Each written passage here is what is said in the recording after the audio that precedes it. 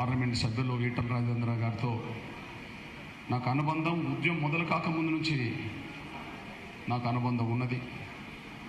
ఉద్యమం మొదలైన తర్వాత నాకు కిషన్ రెడ్డి అన్నతో పరిచయం, ఆ పరిచయం స్నేహం, ఆ స్నేహం ప్రాణ స్నేహంగా ఒకరి కష్టాల్లో ఒకరు తోడుగా నిలబడే విధంగా ఇప్పటి వరకు కొనసాగుతూ వచ్చిన సందర్భం.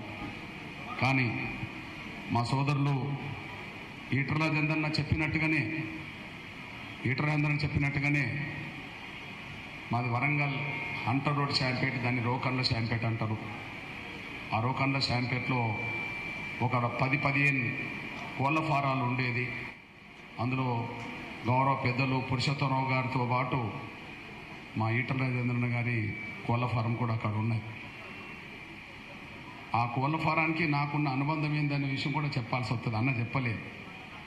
ఆ కోళ్ల ఫారానికి నాకున్న అనుబంధం ఏందో అన్న చెప్పలేదు, నేను చెప్పాలి. చెప్పడం నా ధర్మం కూడా. సోదరులారా, ఒక వరంగల్లో ఒక చిన్న రోకన్న శాంపేటన్న పుట్టిన ఒక పేద బిడ్డని నేను. ఈరోజు గౌరవ దేశ ప్రధానమంత్రి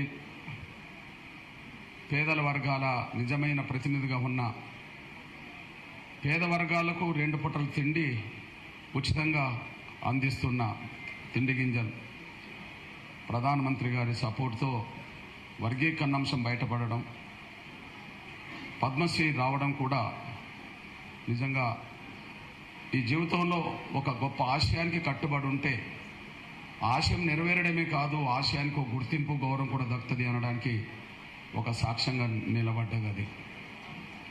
ఈ సందర్భంగా ప్రతి విషయంలో నా స్నేహితుడు, నా సోదరుడు కిషన్ రెడ్డి అందించిన సహకారాన్ని నా జీవితంలో నేను, నా కుటుంబం మర్చిపోదు ఎప్పుడు కూడా. ఈ విషయాన్ని నేను గర్వంగా చెప్తున్నాను. ఇప్పటికీ నేను రోజులు, వారాలు, నెలల తరబడి ఇంటికి దూరమై ఇప్పటికీ ఉద్యమ అవసరాల రీత్యా ప్రజల కోసం పనిచేస్తున్న సమయంలో ఏదన్నా నాకు ఇంటి నుంచి ఈ నెల ఇక రెంట్ కట్టలేదు, లేదా ఈ నెల కొన్ని ఇబ్బందులు ఉన్నాయి, మరి ఎక్కడున్నారు మీరు, ఏమన్నా పంపగలుగుతారా అని అడిగినప్పుడు నాకు అందరికంటే ముందు గుర్తుకొచ్చేది నా కిషన్ రెడ్డి అన్నే.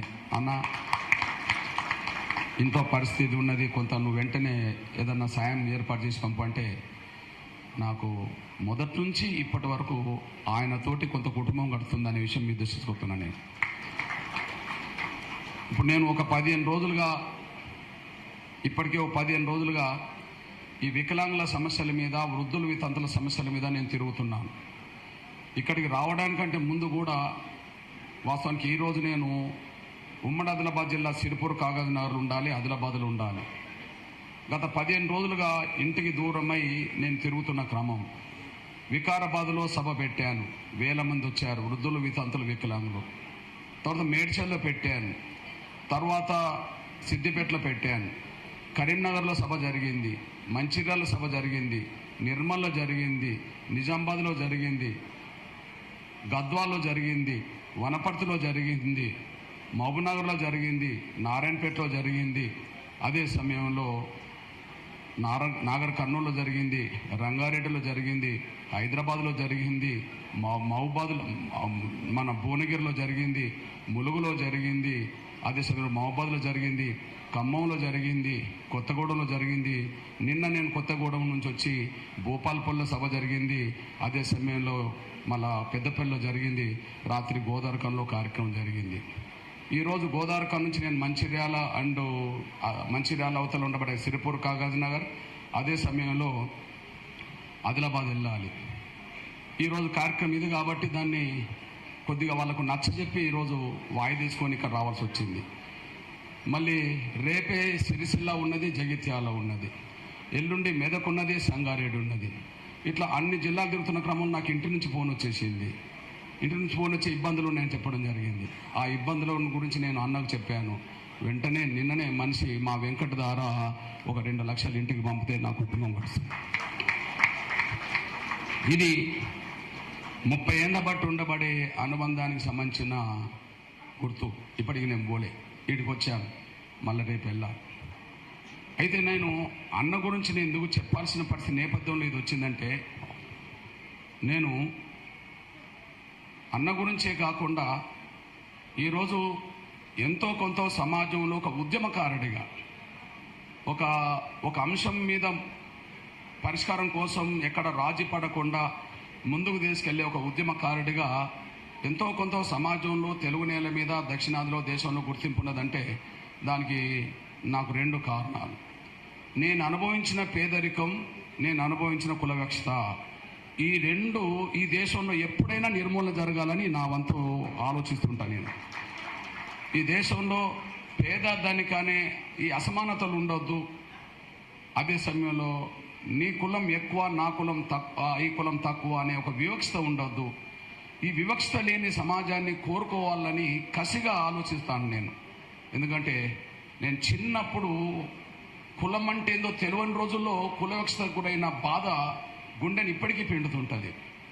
కుల వివక్షతకు గురైన బాధ గుండెని ఇప్పటికీ పిండుతుంటుంది. మా అమ్మ కూలి పనులు చేసి కూలి డబ్బుల కోసం ఊర్లోకి వెళుతున్న సమయంలో నేను చిన్నోడిగా మా అవ్వ చేయి పట్టుకొని వెళుతుంటే ఒక పశువులను కొట్టుకొస్తున్న ఒక పెద్ద మనిషి, పశువుల మీద చెయ్యి వేసుకొని తోలుతోస్తున్న పెద్ద మనిషికి నాకు తెలియక చెయ్యి తగిలితే కులం పేరు అప్పుడే అతను పెద్దగా వాడి ఇంకా బూతు పదాలు వాడి, అరే నీ చెయ్యి నాకు తగిలింది, నువ్వు అంటానోడు అని చెప్పి ఒక కాలుతో తన్నితే నేను కింద పడి కొట్టుకుంటున్నా. చిన్నప్పుడు అది కింద పడి నేను కొట్టుకుంటుంటే నా తల్లి నన్ను లేపకుండా, అయ్యా నా బిడ్డకు తెలియక తలిగిండయ్యా, నీకు నా బిడ్డను క్షమించయ్యా అని చెప్పి ఆయన కాళ్ళ మీద పడే పరిస్థితి. ఆయన కాళ్ళ మీద పడబోతే నువ్వు నన్ను తాకుతావా అని చెప్పి ఆయన దూరం పోయే పరిస్థితి. ఆ రోజు నన్ను గుండెని పిండేసింది. నాకు విషయం తెలియదు. తర్వాత తెలిసింది మేము మాదిగొల్లం, సమానంగా సమాజం చూడదు అని చెప్పి. అంటే అట్లాంటిగా పెరుగుతున్న కొద్దీ దాని వివక్షత ఏందో నాకు, దాని రూపం నాకు అర్థమైపోయింది. అదొక విషయం. అంటే ఈ దేశంలో కుల వ్యవస్థ ఉండడం వల్ల కొన్ని కులాలు ఎంత అవమానానికి గురవుతున్నాయో, సమాజంలో పశువుల కంటే హీనంగా ఎలా చూడబడుతున్నాయో నా చిన్నప్పుడు ఆ సంఘటన ఇప్పటికీ నా గుండెని పిండేస్తుంటుంది. పశువుల మీద చేసుకొని తోలుకెళ్లే వాళ్లకు సాటి మనుషులు కనిపిస్తే దూరం పోయి తాకితేనే దెబ్బలు పడే పరిస్థితికి నెట్టబడ్డం అంటే ఈ దేశంలో మమ్మల్ని మనుషులుగా కూడా చూడలేని వ్యవస్థలో బతుకుతున్నామా అని చెప్పి బాధ అనిపిస్తుంది. కాబట్టి అట్లాంటి ఈ భయంకరమైన ఈ వివక్షతో కూడిన కుల వ్యవస్థ తొలగిపోవాలని చెప్పి భావించుకునే వాళ్ళలో దేశంలో మొదటి వరుసలో నేను ఉంటాను. ఎందుకంటే కుల వ్యవస్థ బాధితుని కాబట్టి. రెండోది, నాకు ఏ కులమైనా ఏ మతమైనా నన్ను ప్రభావితం చేయదు, కానీ పేదరికం సంబంధించిన అంశాలు మాత్రం నన్ను ప్రభావితం చేస్తుంటాయి. నాకు ఏ కులమైనా ఏ మతమైనా నన్ను ప్రభావితం చేయదు, కానీ ఏ కులమైనా ఏ మతమైనా పేదలను పడుతున్న అంశాలు ఏదైనా సమస్య వచ్చినప్పుడు మాత్రం ఖచ్చితంగా ప్రభావితం చేస్తుంది. దానికోసం నిలబడాలని ఆలోచన వస్తుంది. కారణం ఏంది అన్నప్పుడు నేను అత్యంత పేద కుటుంబం వచ్చినవాడిని. ఈ సమాజంలో పశువుల కంటే హీనంగా చూడబడ్డ కులం ఒకవైపు, మరొక వైపు పేదరికం ఒకవైపు చాలా భయంకరమైన అనుభవించిన కుటుంబంలో వచ్చిన వాడిని. సాక్ష్యం మీ కళ్ళ ముందు చెప్తాను. అక్కడికి వెళ్ళక ముందు ఈటల రాజేందర్ అన్నతో నాకుండబడే అనుబంధం మీద చెప్పడానికంటే ముందు నా పేదరికమే ఆయన దగ్గరికి తీసుకెళ్ళింది. నా పేదరికమే 86లో ఆయన దగ్గరికి తీసుకెళ్ళింది. ఏం పేదరికం? అవును, అత్యంత పేద కుటుంబంలో పుట్టిన వాళ్ళం. నా కుటుంబాన్ని నేను పోషించుకోవడానికి వరంగల్లో నా తల్లిదండ్రులు బతికినప్పుడు, లేదా వరంగల్లో నేను ఇప్పుడు ఉద్యమకారుడిగా రానకముందు నా కుటుంబాన్ని నేను పోషించుకోవడానికి మా శాంపేట్ నుంచి వరంగల్కు రిక్షా తొక్కేవాడిని. నేను కొంతకాలం నేను ఆటో రిక్షా నడిపాను, కొంతకాలం నేను ట్రాక్టర్ నడిపాను, కొంతకాలం నేను బండ కొట్టాను. మా ఊర్లో రైతుల పొలాల్లోకి ఏ పనులు ఉంటాయో ఆ పనులోకి వెళ్ళడం జరిగింది. ఆ పనులకు వెళ్ళినప్పుడు కూడా మాకు నీళ్లు కావాలంటే వాళ్ళు చేతుల్లో పైనుంచి పోసేవాళ్ళు, కానీ కనీసం చెంబు కూడా మాకు ఇచ్చేవాళ్ళు కాదు. అట్లాంటి వ్యవస్థ పేదరికం మాకు తెలుసు. అట్లాంటి పరిస్థితుల్లో నేను రాళ్ళు కొట్టి బతికాను, కుటుంబాన్ని పోషించుకున్నాను, చెప్పులు కొట్టి రిపేర్ చేసుకొని బతికాము.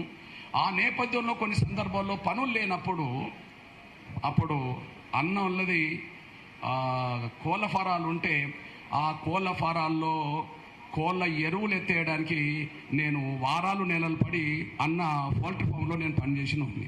ఇది మా అనుభవం.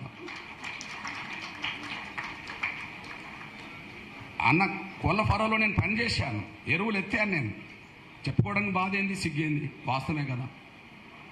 నేను ఇప్పుడు 86 నుంచి పరిచయం అంటే అన్నకు నాకు అప్పుడు ఏం పరిచయం ఉంటుంది? అన్న అంటర్ రోడ్డుకు కోళ్ళ ఫారాలు, మాది రోడ్ యువతల మాదిగవాడకు కోళ్ళ ఫారాలకు ఏం సంబంధం ఉంటుంది అన్నప్పుడు అక్కడ ఆ కోళ్ళ ఫారాల్లో ఎరువును ఎత్తేయడానికి మనుషులు కావాలి, కూలీలు కావాలి. కాబట్టి ఒక కూలి పనిగా కూలివాడిగా వెళ్ళి అక్కడ ఎరువులు ఎత్తేసిన కుటుంబం, ఎరువులు ఎత్తేసిన వాడిని. కాబట్టి అన్నతోటి ఉండబడే అనుబంధం అక్కడి నుంచే ఉన్నది. అట్లా ఒక ఊర్లో పెరిగిన వాళ్ళంగా, ఒక ఊర్లో కలిసి పనిచేసిన వాళ్ళంగా కూడా అక్కడ ఉన్నది. ఆ నేపథ్యం నాకు ఉన్నది. ఇక మీ విషయం చెప్తున్నాను. నాకు పేదరికం ఎంత ప్రభావితం చేస్తుందంటే, నేను బంగ్లాలో పుట్టలేదు, గడిలో పుట్టలేదు. నేను బంగ్లాలో పుట్టలేదు, నేను గడిలో పుట్టలేదు. పక్క గుడిసెలో నేను పుట్టాను. తాటాకి కమ్మలతో కట్టిన గుడిసె, లేదా కొన్ని సమయంలో చెరలో దొరికే తుంగ ఉంటుంది, ఆ తుంగ తెచ్చుకొని కప్పుకున్న గుడిసె, లేదా కొన్ని సందర్భంలో గడ్డి తీసుకొని కప్పుకున్న గుడిసె. కానీ ఒక్కొక్కసారి ఎంత భయంకరమైన రాత్రులు ఎదుర్కొంటామంటే, మేము ఒక వర్షాకాలంలో లేదా బాగా గాలిదుమారం వచ్చినప్పుడు ఆ గుడిసె మీద ఉండబడే కమ్మలు, అంటే తాటి కమ్మలు ఎగిరిపోతుంటే, లేదా ఆ తుంగ ఎగిరిపోతుంటే, గుడిసె మీద గడ్డి ఎగిరిపోతుంటే, ఆ గుడిసె మీదకి ఎక్కి ఆ గుడిసెను, ఆ కమ్మలను ఒదిగి పట్టి అక్కడ రాళ్ళు పెట్టి, కొంత పెద్ద పెద్ద రాళ్ళు పెట్టి దానికి తాళ్ళు కట్టి గుడిసెని ఎగిరిపోకుండా, ఆ గడ్డి ఎగిరిపోకుండా గట్టిగా అదిమి పట్టడానికి ప్రయత్నం చేసిన కుటుంబంలో వచ్చిన వాడిని. ఇక వర్షం వస్తే మా బాధలు వర్ణనాతీతం. ఆ గుడిసె ఉరిస్తే, నీళ్ళు ఇంట్లోకి వస్తే, ఆ ఇళ్ళంతా తడిసిపోతే, ఎక్కడ పడుకోవాలో చోటు లేకపోతే పక్కకు ఎక్కడో ఒక మూలకు, ఆ గుడిసెలో ఒక మూలకు, నిట్టేడవతల మూలకు చాపలు గంతలు వేసుకొని నిద్రపోకుండా కూర్చొని గడిపిన రోజులు నాకు అనుభవం ఉన్నది. కాబట్టి పేదల బాధలంటే నాకు అర్థమవుతుంది, పేదల సమస్యలను పరిష్కరించడానికి ప్రయత్నం చేస్తాను. ఈ నేపథ్యంలో ముందుగా ఎస్సీ వర్గీకరణ